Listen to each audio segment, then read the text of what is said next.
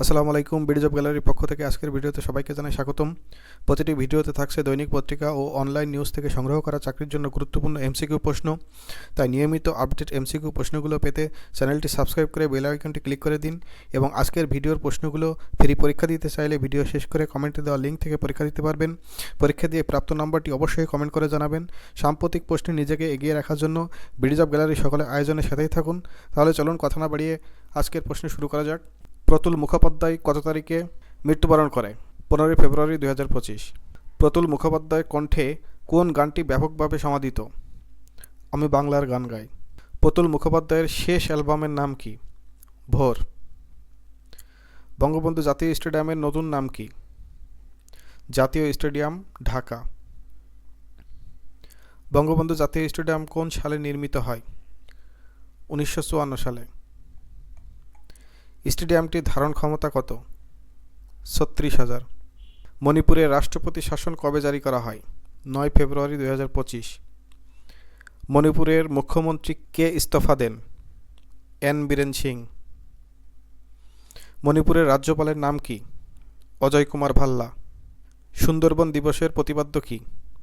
বাঁচাই সুন্দরবন, বন্ধ করি প্লাস্টিক দূষণ।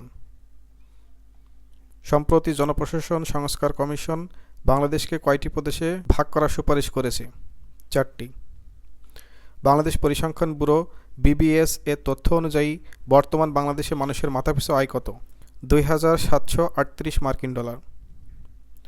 সম্প্রতি চীনের বেল্ট অ্যান্ড রোড ইনিশিয়েটিভ প্রকল্প থেকে সরে আসার আনুষ্ঠানিক ঘোষণা দিয়েছে পানামা। জাতিসংঘের বর্তমান মানবাধিকার বিষয়ক হাই কমিশনার ফলকার তুর্ক। 2025 সালে এয়ারলাইন্স অব দ্য ইয়ার নির্বাচিত হয়েছেন কোরিয়ান এয়ার। বৈষম্য বিরোধী ছাত্র আন্দোলন গঠিত হয় 1 জুলাই 2024। 2025 সালে বিশ্বের শক্তিশালী পাসপোর্ট সূচকে শীর্ষে অবস্থানকারী দেশ সিঙ্গাপুর।